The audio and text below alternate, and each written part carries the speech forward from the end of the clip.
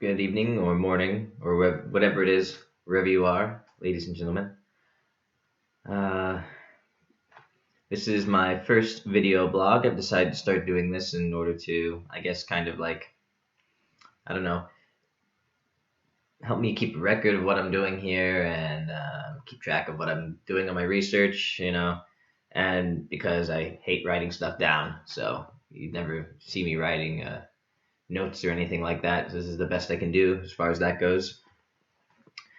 So, yeah, I've been here in Japan for about 2 weeks now. I arrived in my first night, and things already started out interesting as they always do. I was scheduled to take a bus that would leave 2 hours after I arrived in Japan, giving me plenty of time to get through customs and get my business taken care of. It would take me directly to the city where I was supposed to be at, and from there it would just be like a short taxi ride to where I was staying that night. Well, I got delayed coming out of Toronto, and I managed to get here about 30 minutes before the bus left. But you know, customs went by surprisingly fast. But I had to go through customs. I actually got out with 5 minutes to spare. I could have maybe caught the bus, except I didn't have any yen, and I had to change my money. And so while doing that, I missed the bus. I hadn't written down a different route to take, so I had to find a place with free Wi-Fi so I could figure out how to get there by train, which wasn't too hard. I came in and got to the town finally. I accidentally took a local train, in fact, and so it took a lot longer than it needed to. And anyway, I get there, I get in the taxi, I show the taxi the address of where I'm supposed to go, and he's all like, I don't know where that is. And he's got a fucking GPS in his car. But I've had this experience in Korea several times before too. You show them the address, and they're all like, I don't know what to do with that, you know. So anyway, so I assumed I must have written something down wrong. So I told him to take me to a internet cafe, and I got there and I finagled a little bit with my broken Japanese and managed to get in and for 10 minutes to look it up. And I looked up the address, and in fact, I hadn't written anything wrong. So I went back out and called another taxi and got in there and gave him the address, and he took me straight there. He had no problem. So I think the other guy was just being a jackass. I'm not sure whether he was an idiot or whether he was just trying to jerk my chain around because I'm a foreigner. It's hard to know in these kind of situations. But anyway, so he drives me out to the place I was staying for the night, which is a little bit out of the city, out in the countryside a bit. It was a little place I'd found on Airbnb, or I thought it would have been fun to stay with a Japanese family for the night, so that's what I ended up doing. And that was a lot of fun. They had this really neat, kind of semi-traditional style Japanese house, a bit modern, but, it had the tatami mats and everything, and, made out of wood rather than like concrete and steel or whatever. And I get there anyway, and the people who own the house actually, for some reason, they couldn't be there to meet me. And so there was their friend was there to meet me, but their friend only spoke Japanese and, of all things, Portuguese. Was something I never expected to run into a Japanese person fluent in Portuguese. But I don't speak a word of Portuguese, so anyway. But it was really like kind of interesting to hear, when she would say something in Japanese, even though I told her I didn't speak Portuguese, she would say it in Portuguese anyway. If I didn't understand the Japanese, I guess just on the off chance that I might get that. Surprisingly enough, actually, I did get it a lot of the time, because a lot of the words, there's a lot of like, loan words and stuff like that. And sounds pretty similar to Spanish, and I'm at least a little bit familiar with Spanish, so that was interesting. But yeah, anyway, I stayed the night there. The lady of the house, her husband, took me out to like an African like drum session. So that was interesting. You come to Japan, you expect to do Japanese stuff, and instead I end up staying, in the house with a guy whose hobby is African, drum playing. So yeah. Anyway, that was pretty cool. Actually, I never imagined I'd end up playing, African drums anywhere, let alone in Japan. Um, and yeah, so I did that, and then I had an actual hotel booked for the next night, someplace a little bit closer to where the university was. So I got there, wandered around. It's kind of a dull day, but yeah, I took a walk around the campuses, and I got to say, like, I was a little bit surprised about what this place is like. American universities, even the smaller ones tend to be very like, you know, bright and new, and everything's just very polished. They want to, I guess, draw in the students or whatever with this beautiful campus kind of stuff. And here, actually, the campus is actually very beautiful here. There's lots and lots of like open space and like park areas, and just lots of nature, a lot more green than the average American university. But what really shocked me was how dilapidated everything is. Like, most of the buildings are just really, really old, and not they don't look very well maintained. I can't really say how well they actually are taken care of, but they look pretty cruddy on the outside. The sidewalks are all cracked. There's grass is way overgrown. Like, it really looks like a place that's just not very well maintained. Um, Part of that I kind of like, though. Actually, I especially like that the grass is a little bit overgrown. I like a place to look a little bit lived in. I don't like it to be too manicured. Most American universities drive me nuts because they cut the grass way too short, making it very easy to damage when there's all these students walking around in the grass. I used to be a lawn care specialist. If you wondering why I'm going off on a rant about grass, but yeah, it happens in every university. They cut the grass like about this short, and with all the students walking back and forth all the time, they just completely destroy the lawn. And so what do they do? But every year, sometimes a few times a year, they just roll out some fresh turf and throw it down on the dirt patches, and tell people don't walk here for a little while, and then they do it again and again and again. And it's like, I wonder how much of my tuition money goes into just paying for new dirt every year because they just don't let the grass grow long enough. Like, how much money they could save if they brought in a guy to cut the grass only once per month instead of every weekend. I don't know. Anyway, I digress. So I got here. I got moved into my place. I had to the university assigned to me what they call a tutor. Tutor. It's not really tutoring me in anything. In fact, had me a little bit confused actually when I got an email from the school saying, yeah, you're gonna meet with your tutor on your first day there on Monday. I'm like, oh, really? What's my tutor for? Well, not for tutoring, in fact. He's just there to, help me deal with the crap that, you need fluent Japanese for. And the interesting thing, though, is he hardly speaks English at all. And which is not that much a problem for me because I do understand enough Japanese that I can kind of communicate. But, I mean, there are a lot of people here who don't speak a word of Japanese, and I only imagine how they got through in this kind of situation. But anyway, so he helped me move in, got me through all like that first day stuff whenever you arrive in a new place, and like there's just all this complicated stuff, paperwork, piles and piles of paperwork and orientations and things like that, and none of that was very interesting.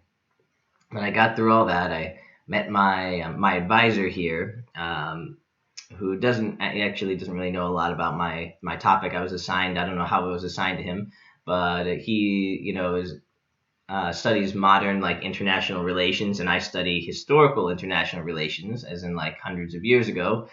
So we're a little bit, we're not really on the same page as far as what we're doing. And he was like, yeah, well, how about you just look up some articles about what your topic is, and then find the authors and email them, and then talk to them. I'm like, okay, well, all right, well.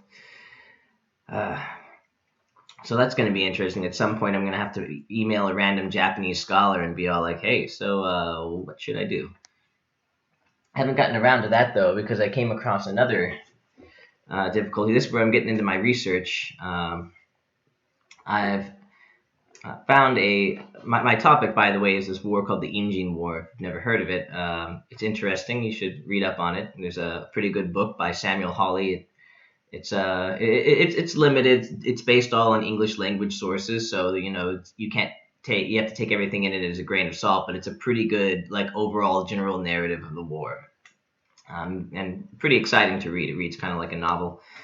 But anyway, um, so I just looked up a general the most recent general history of the Injin War written in Japanese. I thought I'll just page through this a little bit, look at what kind of sources they use, and try to kind of figure out what the field is that I'm looking at here. And what should I find out? But like this book is just chocked full of kanji I've never seen before. There's so much of it, like every page has, like probably 20 or 30 kanji that I haven't ever seen before. And I'm learning quickly that if I'm going to do my research, I have to do my research in Japanese. I mean, why come to Japan and do research on English language sources? That defeats the purpose of being here. So I've found that I'm going to have to take, a month or two probably off of actually doing research and just learn kanji, which is fine anyway because I like learning kanji. But it will slow down the research a little bit, but in the short term. But in the long term, I think it'll speed it up because if I just sit around looking up kanji, like I'm by the time you look up all the kanji in a single sentence and figure out what they mean, you forgot what the first kanji that you looked up meant. And so I think it's better just to spend time like memorizing everything so I don't have to, I only have to look it up once and then study that kanji for a few days and hopefully not forget it. But yeah, so that was pretty much my first week here. I'm just at the end of my second week now.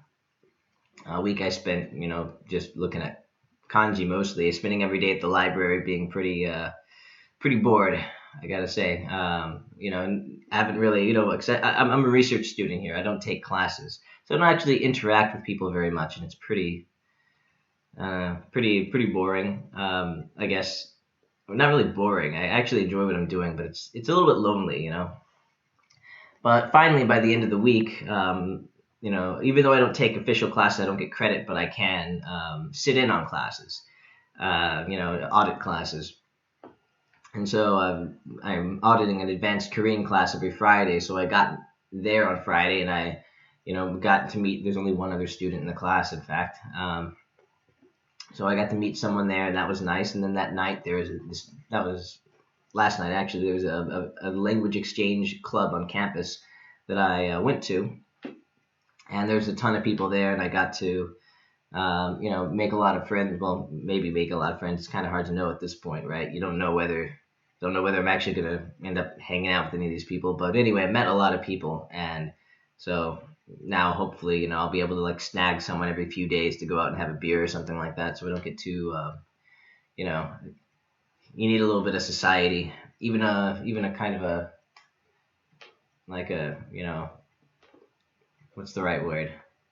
Not a loner, not really a loner, but I'm not really antisocial either. But I enjoy my own company, so I don't really need lots of people around me all the time, but they are nice to have on occasion.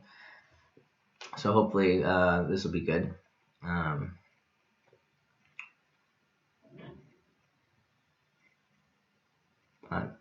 Yeah, well now it's today. Today was kind of a fiasco as well. I've been having trouble getting my bank card. The bank said, oh, you can't just get the card right away, like in an American bank, right? I remember when I got well, at least they gave me a temporary card anyway. When I first signed up for my first bank account, they gave me a temporary ATM card that I could use, for the week that it took for them to actually get me, my main card set up. But here they're all like, no, we can't really give you anything like that. you're just going to, you'll wait a week and we'll send it to you in the mail. Okay, that's fine. So I waited and I waited and I waited all this time. Like, I can't access my money. I waited and I got it finally. Well, wait, but I didn't get it because I just got this little slip in the mail saying, hey, this item is undeliverable. You're going to have to, all I could understand on it is it's undeliverable. I wasn't sure what I was supposed to do because, again, you know, limited on my kanji, I wasn't quite sure what everything meant. Um, but eventually I got that figured out, and apparently, like, I was supposed to go online and tell them what I wanted them to do with it, whether like they had to give it to me in person if they were bringing it here. So I had to tell them when I was going to be here and then give them my phone number, which I didn't have a phone yet, so I couldn't do that. And eventually I figured out I could actually just go to the post office and pick it up, which is what I went to do today. And it took all day, more or less, to figure that out. But at least now, I was down to like $8, and now I have access to all of my money, so that's good. And yeah, I guess that's pretty much it up until now. Well, I guess, what, I'll talk a little bit more about this Engine War thing, since that's what I'm looking into. I want you guys to know what it is I'm looking at. As most of you probably, at least anyone who knows just a little bit about Asia, knows probably that the Japanese and the Koreans aren't on the best terms with each other. Or actually, I mean, to be more accurate, the Koreans tend to have a bigger problem with the Japanese than the Japanese do with the Koreans. I mean, aside from, like, the Japanese are reputed to be, fairly, like, racist against, like, say, Zainichi Koreans, which are, Korean people who are born and raised in Japan. But as far as, like, I've never heard a Japanese person say anything about Korea or even mention Korea unless I brought it up. As opposed to, I've actually had, in Korea when I lived there, actually had people sit up and say overtly negative things about Japan without being prompted to. So, anyway, one of the reasons why, of course, the Koreans and Japanese don't really like each other that much is the main one you'd know is probably what happened around the time of World War II when Japan annexed Korea and ruled it, and there's this whole thing about making sex slaves, or euphemistically termed comfort women, with Korean women and other women from around East Asia as well, for that matter. And that's the main thing, really. That's the main thing. But there's a bit of one thing that when that happened, that kind of dredged up a lot of that thing dredged up the memories of another event that had happened. Japan had invaded Korea once before in the past, in 1592. And so that, I think by that time, people had more or less gotten over the invasion in 1592. But then when the Japanese came in and annexed and took over the country again, it kind of dredged all that back up, and now, like, the two things kind of sit on top of each other. It's such a big deal, that the main admiral, the Korean admiral who was responsible for destroying most of the Japanese fleet. There's a statue of him in Gangwon in Seoul. And there, you'll find other statues of him just all over the country in random places. You'll find this. They made a movie about one of his major naval battles just like a couple of years ago, I think. So this war is a big deal in East Asia. And the focus of my research here is English language sources. There's like a handful. There's like 5 or 6. About 4 books actually written on it, and like a handful of articles as well. And not surprisingly, all these sources focus almost exclusively on the military aspects going on in Korea. And because I mean that's the most exciting part, right? What was going on in Korea? What were the armies dealing with? What were the people of Korea dealing with? What about the Chinese army? The Chinese came in to reinforce the Koreans. What I'm looking at is specifically what was going on in Japan at the time. What events in Japan might have had an effect on the decision-making process for, the Hideyoshi. Hideyoshi was the ruler of Japan at the time. What factors in Japan might have, affected his decisions and might have affected the course of the war, and also how did the war affect Japan itself? Um, so as of yet, I don't really know much about that other than what I've read in the English language sources. But one of the areas that interests me particularly about this is, well, two things I'm interested in right now, and more will come up, I'm sure, as I do more research. But um, the Hideyoshi, he didn't conquer Japan. He reunited Japan, and his predecessor had worked by, like, lots of fighting and conquering the other warlords in Japan in order to unite the country. But Hideyoshi, he didn't do just that. He conquered people, but only if he couldn't negotiate with them. He would try to convince people. He would say, "Oh, if you fight me, you're going to lose everything, including your life. You can join me, and you're going to lose some of your land, but you won't lose all of it. And then you fight with me, and you can gain more rewards in the future." So Hideyoshi had, because of this, because he didn't absolutely smite everybody, his political power almost certainly wasn't completely absolute, right? Because there were probably other very powerful warlords in Japan at the time that that would have been powerful enough that probably Hideyoshi couldn't just do whatever he wanted. Um, this is a hypothesis. I'm not sure whether this is true yet, but this is, from what I understand, seems like a logical assumption to make, a logical, at least a logical train of thought to follow. And so I want to look into how Hideyoshi's how the political situation in Japan affected, like, Hideyoshi and his ability to, like, to do the war, and maybe might have affected his decisions on what to do and who to send and that kind of thing. So I'll share with you, like, one interesting thing that I have read so far. I've actually read this account, or at least a recounting of this account in the English language sources, but it was interesting to get to see, probably not the original text. This was probably translated from Korean, but I have here the excerpt from the account of, in 1590, a Korean legation came to Japan in order to, like, congratulate Hideyoshi about his successful, reuniting of the country of Japan, and to kind of offer, like, friendly relations, at least ostensibly. That's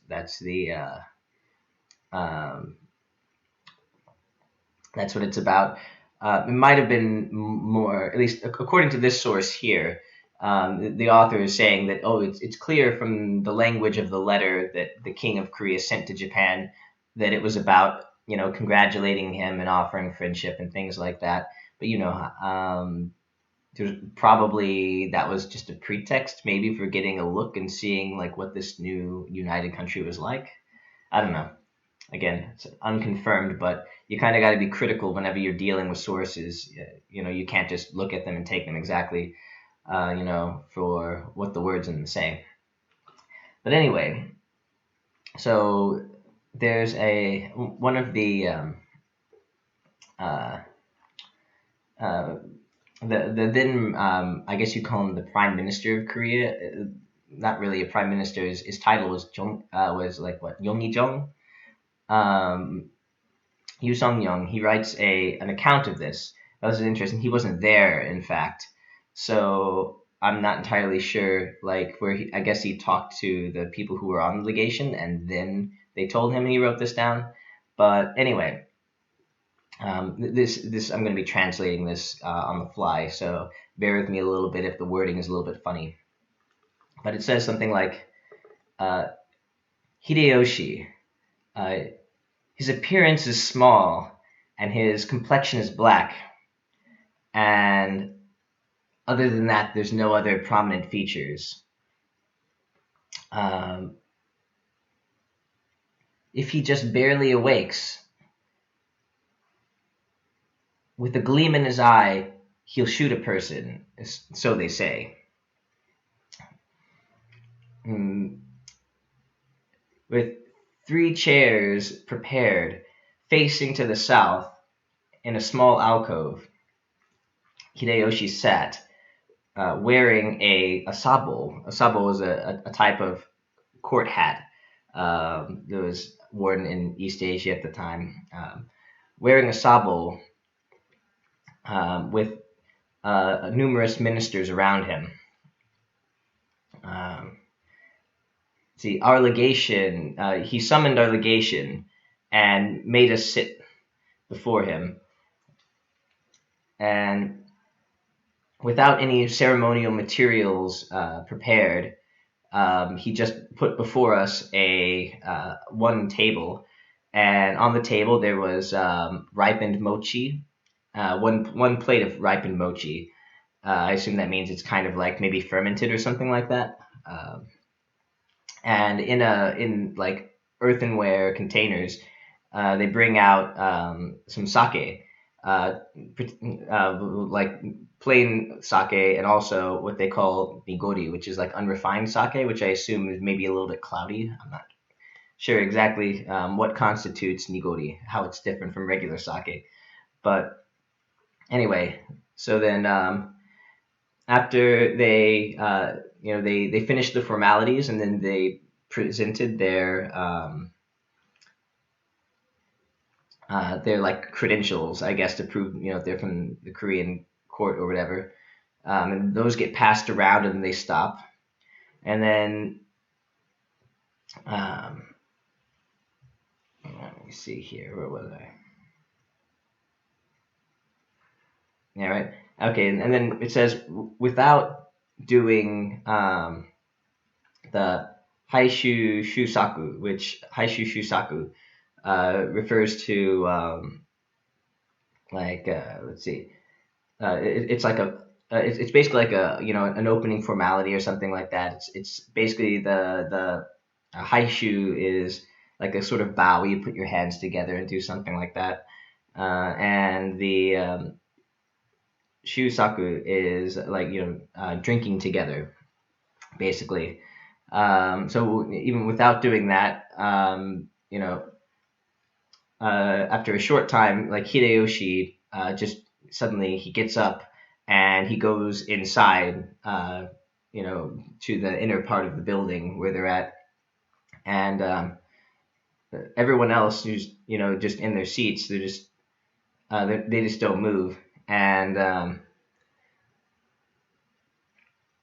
like after a short time, like a person appears and wearing plain clothing, like not like formal dress clothing or whatever. And the person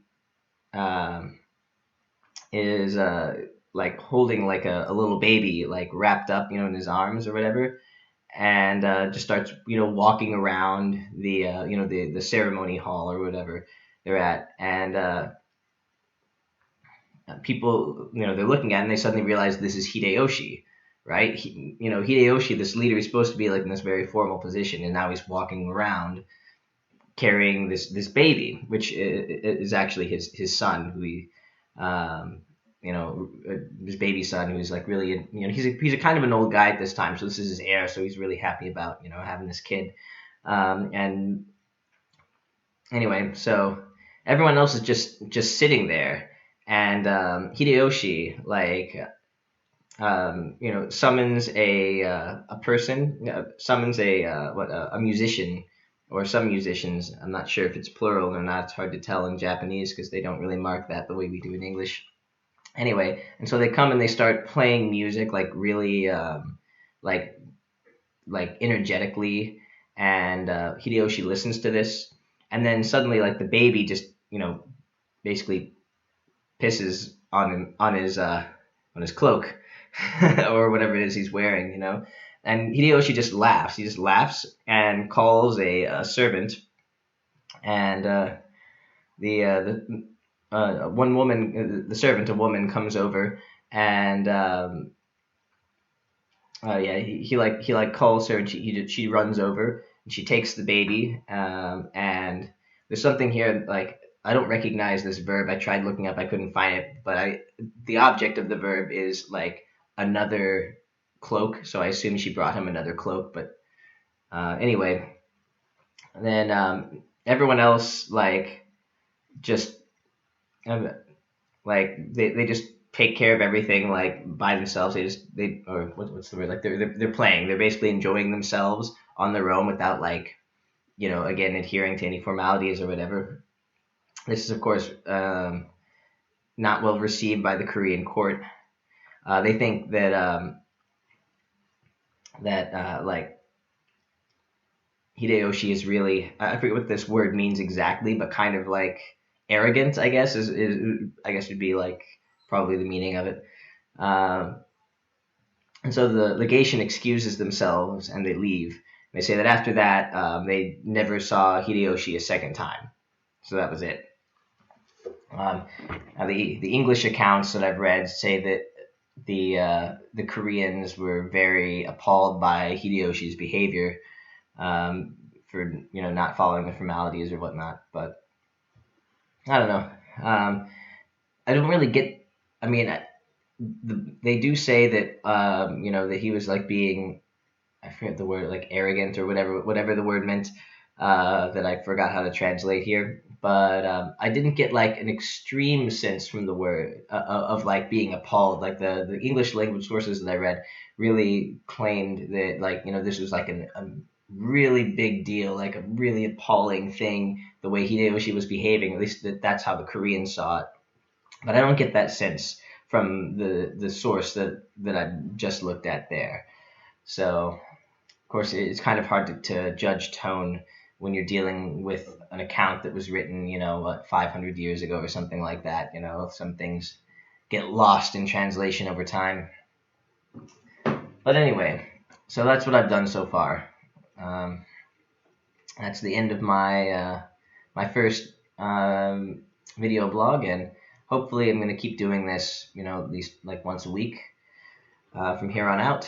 I hope this wasn't too boring. I apologize to you if it was, but whatever. I didn't force you to watch it.